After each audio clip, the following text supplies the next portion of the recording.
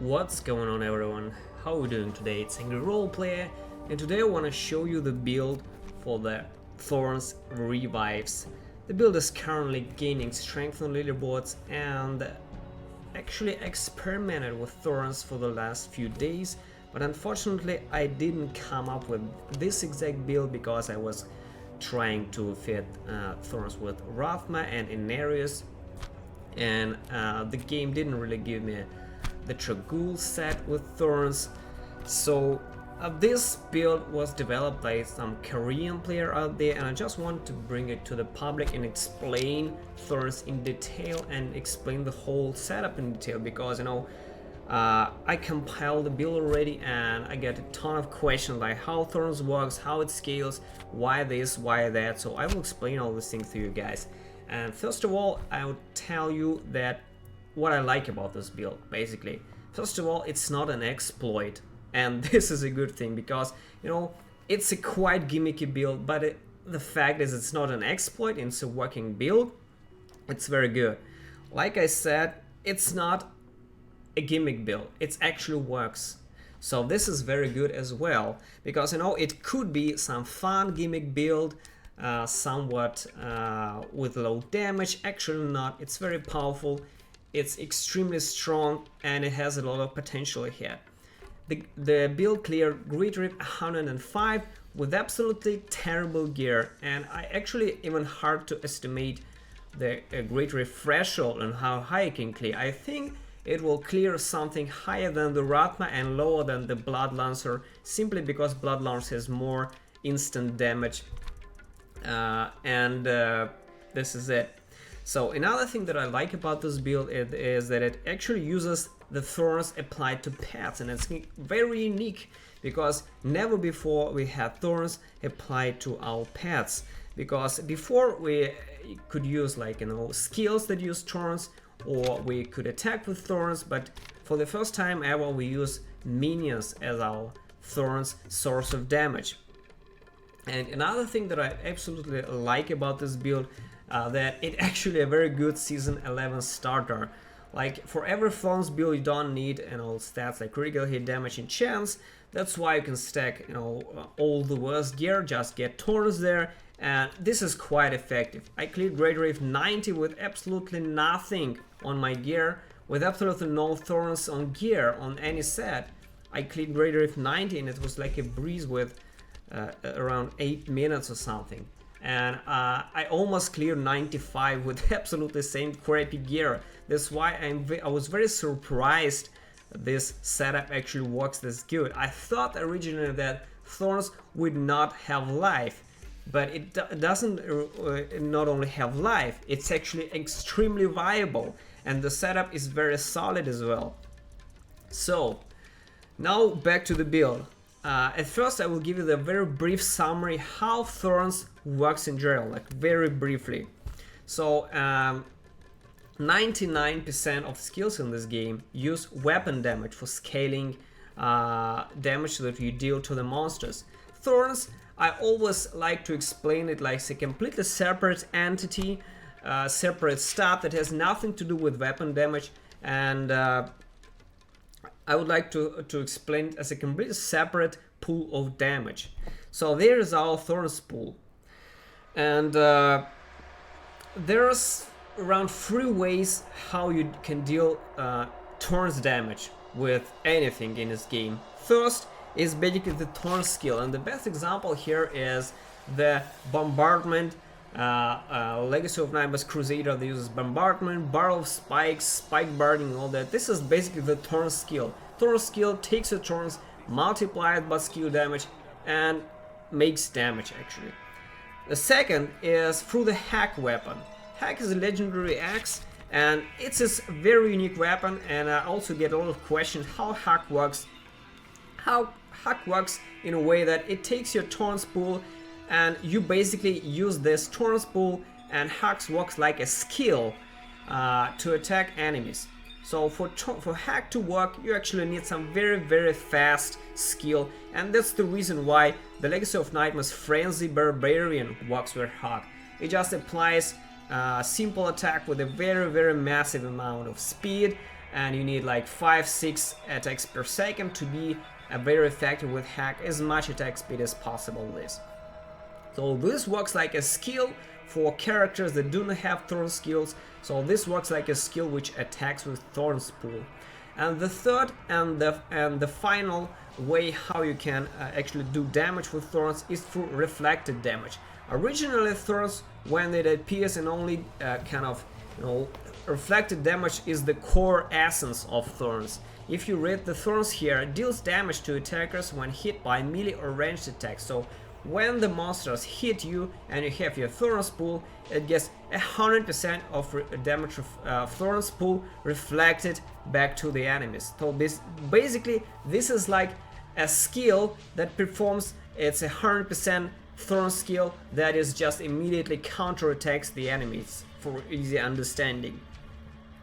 And when this passive appeared every enemy turn, it was possible to get thorns from you here and give it to your minions, and unfortunately minions have no thorn skills to attack, but so the only damage they can do is through reflected damage. So basically when the monster hit your minions, he gets 200% of thorns reflected back to them, and this is how this soul build works.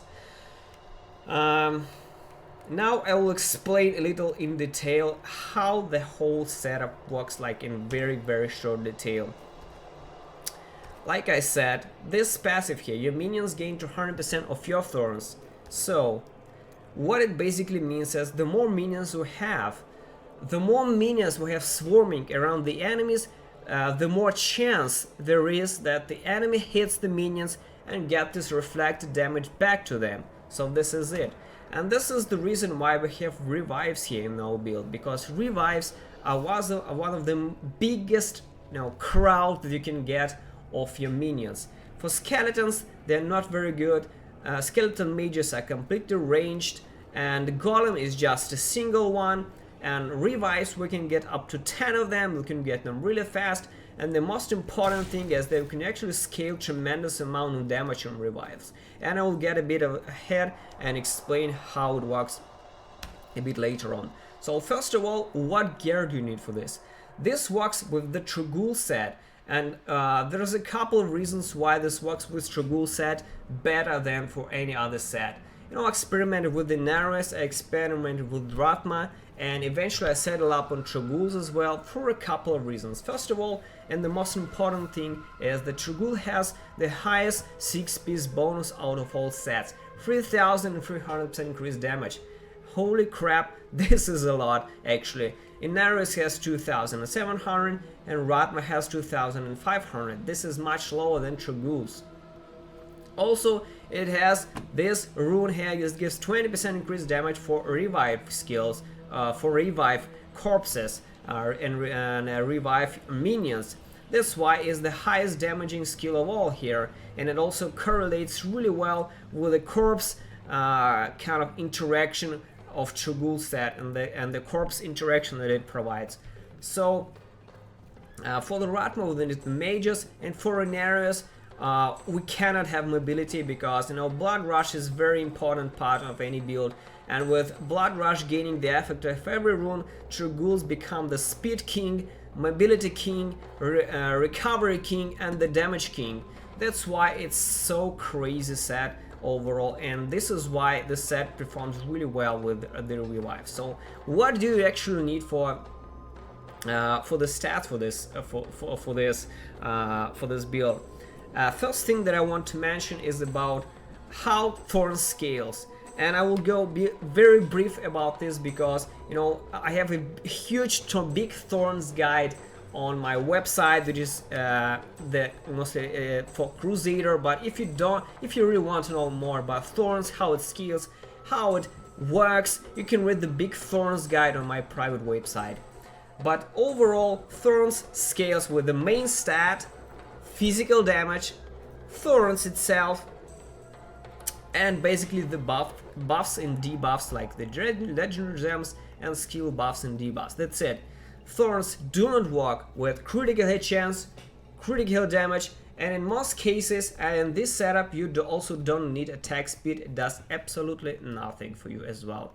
So mostly you will just unique stack toughness, cooldown reduction, and thus thorns on the secondary. Now, where your thorns pool come from? It comes from three possible ways. First of all, it's thorns rolls on the secondaries on any of the gear, and any piece of gear can roll with thorns. The amulets can roll with thorns, rings can roll with thorns, everything can roll with thorns. This is the first source of your thorns. The second source of your thorns is the Boyarsky chip. This gem gives a tremendous amount of thorns, and this is the mandatory pool of thorns for you to have. And the third and the last thing how you can get thorns is basically the topaz socketed in your weapon. This is the third biggest source of thorns for you. Unfortunately, Necromancer doesn't really have any scaling passives that scales thorns for him specifically, but he has this. Your minions gain 200% of your thorns, so instead of giving thorns to the Necromancer, developers decided to give thorns to their pets and minions, and this gives us an absolutely unique style of gameplay. So, what stats do you need? First of all, like I said, thorns on every piece of gear. Next, for the helm, int wit, life or armor doesn't matter, and thorns. Shoulders, int wit, CDR and revive damage is also good here, and thorns is the main priority. You can also stat int wit and life or armor, just stack as much CDR as possible. Gloves, int wit, CDR, life, armor doesn't matter, thorns is secondary. Pants, int wit, armor and thorns. Boots, int wit, all res, armor and thorns. Chest, int wit, you can actually have life, get thorns here, and revive damage is also very good to have here. The weapon is Tragoul's Corroded Fang, and you will basically need to roll off weapon damage here. I still haven't found a replacement for this. This is my only ancient one. So weapon damage has nothing to do with thorns. Roll it off, get int wit, CDR, and something useful like, doesn't really matter what. It's also important to have maximum essence here and on shield as well. So speaking about the shield, this is little small and it fits perfectly for the build because it can have the only shield in the game can roll physical damage, and the stats you will need are physical damage, int wit and CDR, and maximum essence will be good to have, and if you can roll thorns it will be an absolutely king shield here. The belt is denting binding for extra damage reduction, and be sure to have thorns here as well. The amulets, the Tragoul splash with physical, int wit or CDR as well, and if you can have thorns here it will be absolutely fantastic. Compass rolls, basically int wit, armor, life and CDR. So CDR here, here, here, here, here and here, CDR everywhere. Another is unity, and the perfect start for the unity will be int, cooldown reduction and damage against these, with thorns as secondary of course. Bracers are basically physical, Nemesis braces physical, int wit on armor and all res doesn't matter, with thorns on secondary as well. Legendary gems are Enforcer, Boyarsky chip and Bane of the Trap. These are like the best gems that fit the setup perfectly, and I don't recommend switching to every other gem out there. Now, this build cleared, like I said, Great Rift 105 with absolutely terrible gear. Like if you check this Korean player, he didn't even have thorns rolled on the gear, and he cleared 105. This is tremendous amount of firepower here. And he did it with Convention of the Elements. Now, Convention of the Elements instead of Unity will give you tremendous amount of firepower. On physical rotation, you will have tremendous amount of boost for your taunts, revives, and basically they will melt elite in one single rotation. I am still getting used to this setup, and for now I'm playing with Unity, but once I get really better and once I get the appropriate amount of mobility and feel of the build itself, I will also drop Unity for Convention of the Elements and try to play with it and progress much further higher on the leaderboard. For Convention of the Elements, your prioritized stats will be int, wit and cooldown reduction, with thorns and secondary as a perfect stat as well. As for the gems, I said already, you need Diamond and Helm, and basically Topazes in the rest of the gear as well. In the cube we have Relina's Shadow Hook, Mask of Scarlet Death, and Crispin Sentence. I will explain why you need all of this.